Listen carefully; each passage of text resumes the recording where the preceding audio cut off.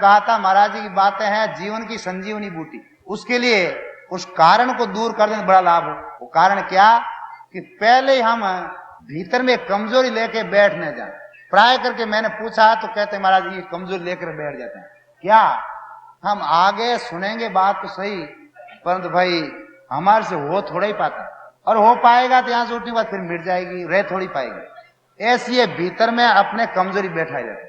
आज सुबह वहां खेड़ा पे में ये बात प्रातःकाल महाराज ने कही थी कि भाई इस कमजोरी को अगर निकाल दिया जाए तो बहुत भारी लाभ हो।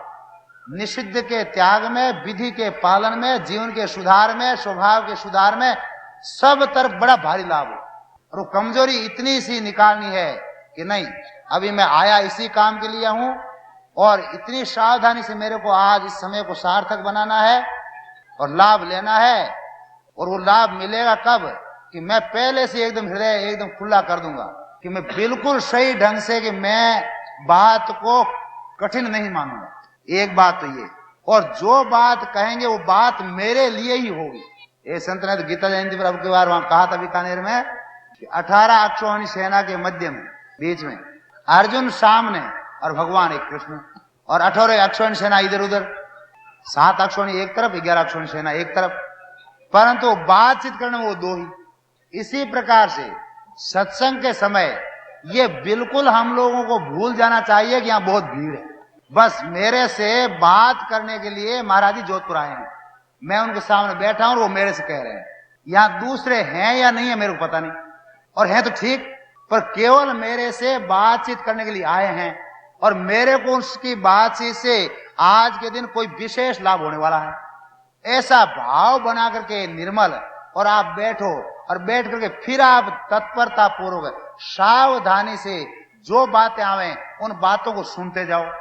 और सुनते समय एक बात जो अपने जीवन में हलचल मचा रही है, किसी के कुछ अड़चन है, किसी के कुछ अड़चन है, आप पूछो तो अनेक प्रकार की अड़चनें मिलेंगी। उन अड़चनों को अपने पहले हृदय में रख करके बैठना, ये हलचल आज मिटनी ही चाहिए, इसका समाधान जरूर होना ही चाहिए, क्योंकि समय लगा है ना। महाराज श्री ने परसों रात्रि में खेड़ा में कहा था कि भाई किसी भी कार्य करो बढ़िया ढंग से करो और अधिक से अधिक लाभ हो वो करो, भले व्यवहार में करना हो चाहे परमार्थ में करना हो। जब हम समय भी लगा देते हैं और समय लगाने पर हम उस समय का सदुपयोग ही नहीं कर पाते।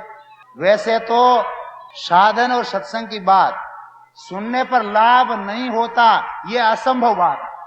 चाहे आप ध्यान दे के सुने चाहे न सुने, यहां आकर के बैठ गए तो लाभ होए बिना रह सकता ही नहीं, वो तो होगा ही। कारण क्या है कि असत बात का प्रभाव जीवन में पड़े चाहे न पड़े, क्यों वो तो असत है, पर सत बात का प्रभाव जीवन में पड़ेगा ही। कारण क्या है, इस जीवात्मा की अंतर पुकार है सत से मिलने की और असत से छूटने की। और जब सत्यता की बात मिलेगी तो ध्यान भले ही न दे, उसका असर तो होगा। अगर वो मान्यता कर ले तो प्रकट हो जाएगी। व्यास जी महाराज से कहा, व्यास जी ने कहा अच्छी बात, मैं धर्म की सार बात बताता हूं, वो ध्यान से सुनना। सुनने का प्रकार क्या है तो हमारे भागवत में आता है एक प्रश्न, किस प्रकार से सुनी जाए बात। महात्मा में आता है जब गोकर्ण जी द्वारा धुंधकारी का उद्धार हो जाता है और धुंधकारी चतुर्भुज रूप में प्रकट हो जाता है और पार्षद उसको बैकुंठ लोक ले जाने के लिए तैयारी करते हैं।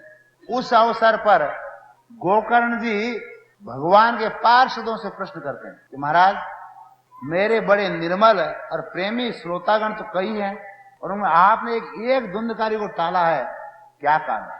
जबकि ये श्रीमद् भागवत ग्रंथ जो है केवल श्रवण मात्र से कल्याण करने वाला, इसका नाम श्राव्य ग्रंथ है। केवल श्रवण करता जा तो उसका कल्याण हो जाए। परीक्षित के विषय में आता है कि श्रवणगत मुक्ति कथन है, परीक्षित साक्षी है, केवल शून्य से उसका कल्याण हुआ है। तो भगवान के पार्षदों ने बताया कि महापुरुषों की, संतों की बातों को किस प्रकार से सुनना चाहिए।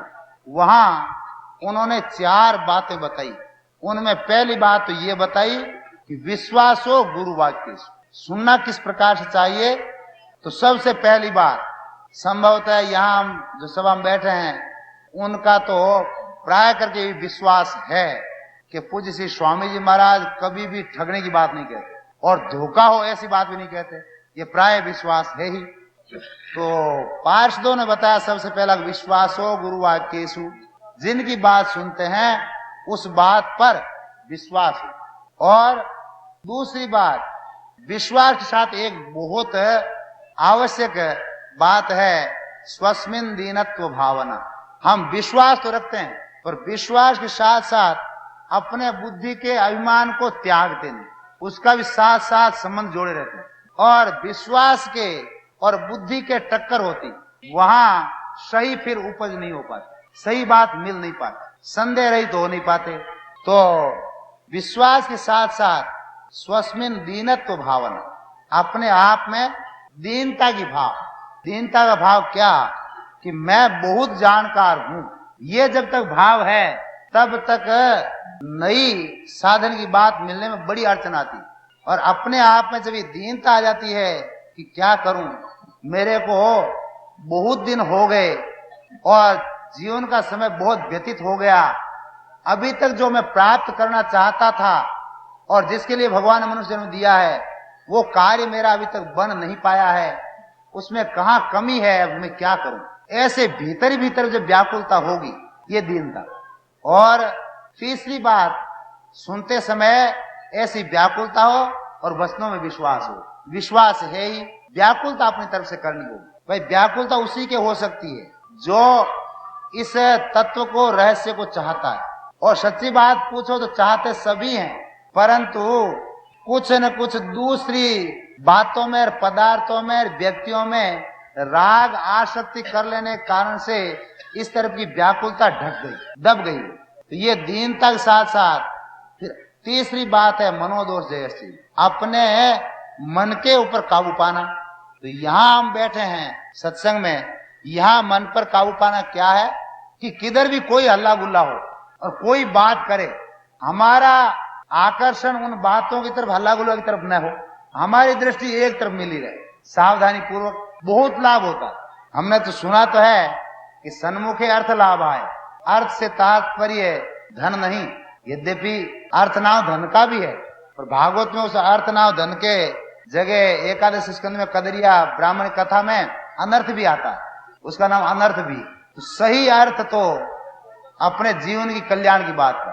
तो हमें सामने बैठ करके और मन को एकाग्र करना, और वो यहाँ सीखना चाहिए।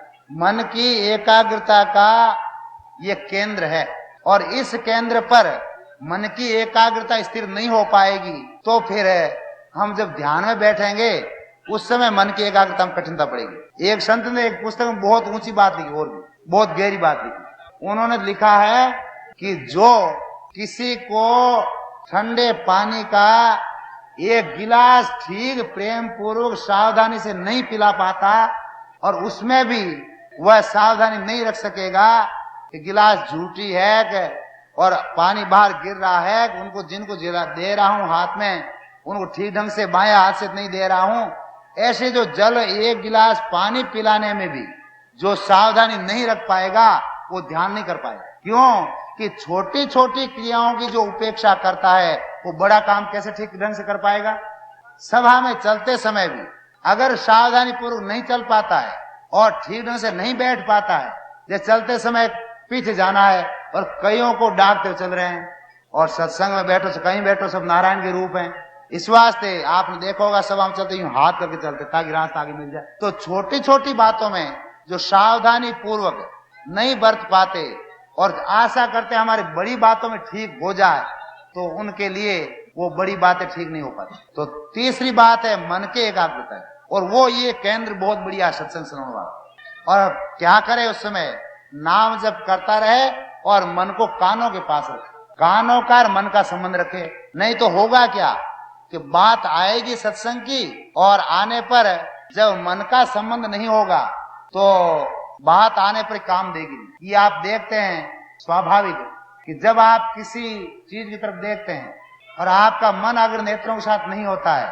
तो देखा भी बिना देखा हो जाता है। कोई बात सुनते हैं और अगर मन आपके कानों के साथ संबंध नहीं रखता है तो आप सुनी बात को भी नहीं सुन पाते और आपको पुनः कहना पड़ता है हाँ को मेरा ध्यान नहीं था, ऐसे वापस कहना पड़ता है। तो इन कानों के साथ मन का संबंध, ये मन का दोष पर विजय प्राप्त करना इस समय के लिए। फिर अन्य समय के लिए क्या है क्या नहीं, सत्संग श्रवण के समय मन पर दोष के विजय प्राप्त करने का यही है कि मन का संबंध हमारे कानों के साथ ही हो, अन्य के साथ नहीं। और चौथी बात एक बहुत बढ़िया, कथायाम निश्चला मति, वहां भागवत कथा है, यहाँ सत्संग है, प्रवचन, तो उसमें निश्चल बुद्धि हो, व्यवसायत्मिका बुद्धि हो, स्थित प्रज्ञता हो।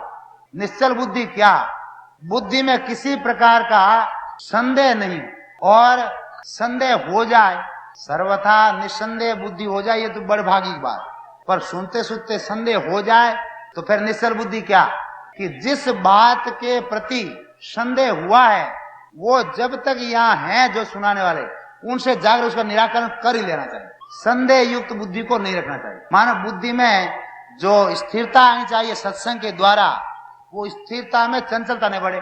बिल्कुल बुद्धि में एकदम ऐसा हो जाए कि बस ये ठीक बात आ रही है, और हमारे पास जितने साधन हैं, ये बाहर के जितने पदार्थ हैं, उनके बाद है शरीर अधिक समीप, और शरीर के बाद है इंद्रियां, इंद्रियों के बाद है मन, और मन के बाद है बुद्धि। ये अंतिम औजार है, सबसे सूक्ष्म। और इस अंतिम औजार को अगर हम ठीक ढंग से पैनी तौर पर सावधानी रखेंगे तो बुद्धि में स्वतः ही निश्चलता आएगी, और इधर की चंचलता मिटेगी और सात्विकता आएगी। तो चार बातें बताई सुनने के विषय में। सुनते समय चार बातों को ध्यान रखा जाए, विश्वास किया जाए बात पर, और अपने आप में दीनता का हो भाव, और मन के ऊपर विजय प्राप्त हो, और बुद्धि में सर्वथा स्थिरता। तो कहा श्रूयताम धर्म सर्वस्वम, सारे धर्म की बातों को सुनो, और सुनकर के फिर उनको धारण करना। धारण करने के विषय में प्राय ये एक शिकायत रहती है कि क्या करें, बातें सुनते तो बहुत हैं पर याद नहीं रह पाती। पर किसी अंश में ये बात सर्वथा सही नहीं, याद नहीं रह पाती, सही नहीं। क्यों कि जो अपढ़ से अपढ़ हैं, उन्हें भी समझ लोग भाई लोगों ने, माता बहनों में जो बिल्कुल छोटे गांव में रहती हैं और पढ़ाई कभी की नहीं, उन माताओं को भी कई गालियां और गीत याद हैं। अगर हृदय में याद करने की स्मरण शक्ति न होती तो उन्हें याद कैसे होता। और एक नमूना दूसरा, अभी इन थोड़े वर्षों का ही, पहले चलता था आपके 1 रुपये में 16 आना 64 पैसे, और उसका परिवर्तन हुआ 100 पैसे हो गए। काम तो देती है, परंतु भाई हमारे महाराज जी तो कभी एक बात कह दिया करते हैं, काम देती है, जिस तरफ हमारा पतन होता उधर उत्थान होता है, उद्धार होता है, उस तरफ हम काम लेना नहीं चाहते और लेते नहीं। अगर लें तो बहुत जल्दी उत्थान हो, बहुत जल्दी लाभ हो सके। आज तक के अपने जीवन में जो हमें परिवर्तन नहीं दिख रहा है, और बातों से जो हमारे अभी तक है मानो हलचल नहीं मिटी है, ठीक संतोष नहीं हुआ है, वो हो जाए तुरंत। इतनी सुगम बात। अब एक बीच में बात आई है व्यवस्थापकों की तरफ से माता बहनों के लिए, और साथ साथ मैं प्रार्थना भाई लोगों से भी कर दूं कि भाई 2 दिन का ही समय मिलने के कारण से सभी लोग पूज्य श्री स्वामी महाराज की बात सुनना चाहते हैं।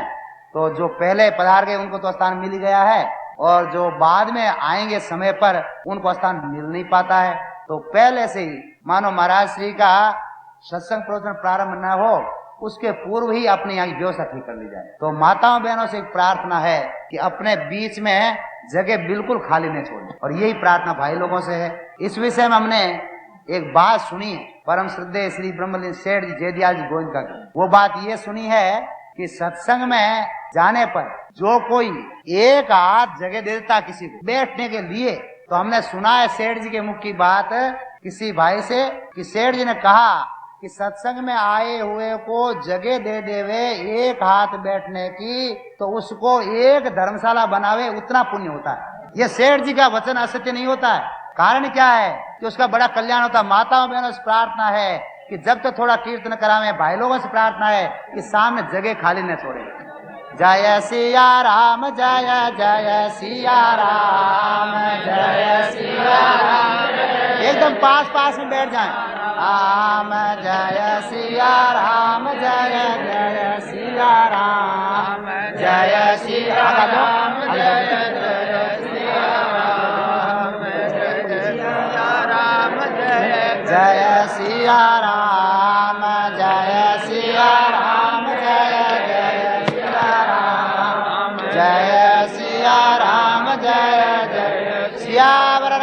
रामचंद्र की। अब एक दूसरी प्रार्थना ये है व्यवस्थापकों की तरफ से कि जिन्होंने जगह दी वो कृपा की।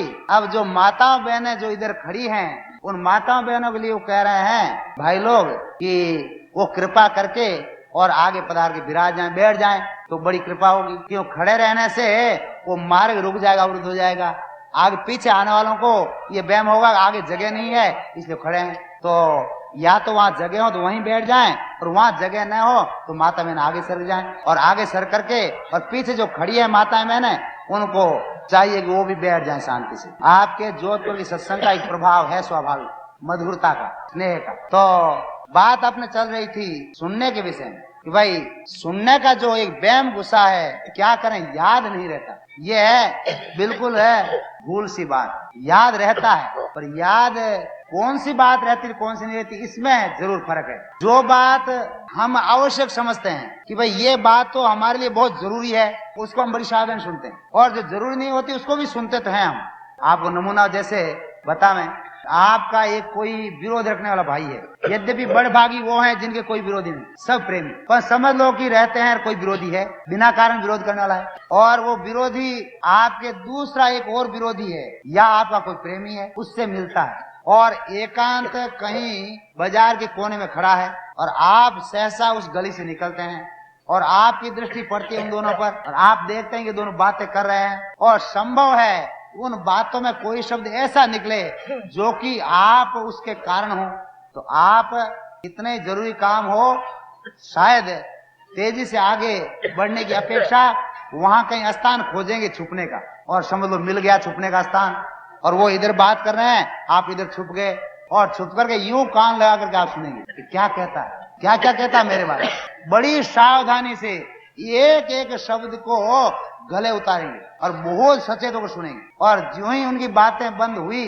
तुरंत आप प्रकट हो जाएंगे बिल्कुल झूठी बात है, गलत बात है, और समझ लो वहां अवसर नहीं मिला और वो चले गए, आप भी चले गए, और कभी मौका मिला फिर और बातें हुई, और उन्हीं बातों के प्रसंग में समझ लो सामने वाले ने कुछ आपसे कहा स्नेह की बात, तो कहा भाई हम सब जानते हैं, हमको पता, हम भी देख चुके। तो कहे क्या, तो भाई क्यों पूछते हो, क्या हम सब की बातें पता रखते हैं, तो बताओ सही क्या बात है। तो कई महीनों के बाद भी आप जो वो कान दे के बात सुनते थे वो बात है जैसी जैसी कह दोगे कई महीनों के बाद। अगर याद करने की स्मरण शक्ति ही कमजोर हो तो बताओ वो बात कई महीनों तक याद कैसे रही। तो वो स्मरण शक्ति तो कमजोर नहीं है, परंतु ये धारणा जो है ना विपरीत सुनने की, वो गड़बड़ी होगी। तो ये जो बातें इधर की सुनी है विपरीत उल्टी, जिससे कि हमारा द्वेष बढ़ता है, हानि होती है और असंतोष होता है, उनकी तरफ इतनी जैसी चेष्टा होती है, ऐसी ही से चेष्टा से शोगुनी अधिक चेष्टा इधर होनी चाहिए। क्यों कि भगवान ने मनुष्य जन्म दिया है, और मनुष्य जन्म के बाद ये सत्संग की बात कभी कभी समय पर मिलती, और भाई सत्संग की बात में भी अभी महाराज नहीं है इसलिए कह सकता हूँ, हमारे सामने कहने संकोच भी आए कि भाषण लेक्चर प्रवचन होते हैं, और एक वेदना भरा दर्द भरा जो भाव है वो सुनने का मिलता है, वो कुछ होता है। और महाराज जी के में एक व्याकुलता है कि जल्दी से जल्दी मनुष्य जन्म मिला, क्यों नहीं इसको सफल कर लेते और क्यों नहीं अपने जीवन की हलचल मिटा लेते, ये उनके भीतर में है। मैंने इस बार पोलायत में कहा था, वहां कई हजारों आदमी बैठे उनके बीच में कि आप लोगों को अलग अलग समय मांगा था उन्होंने,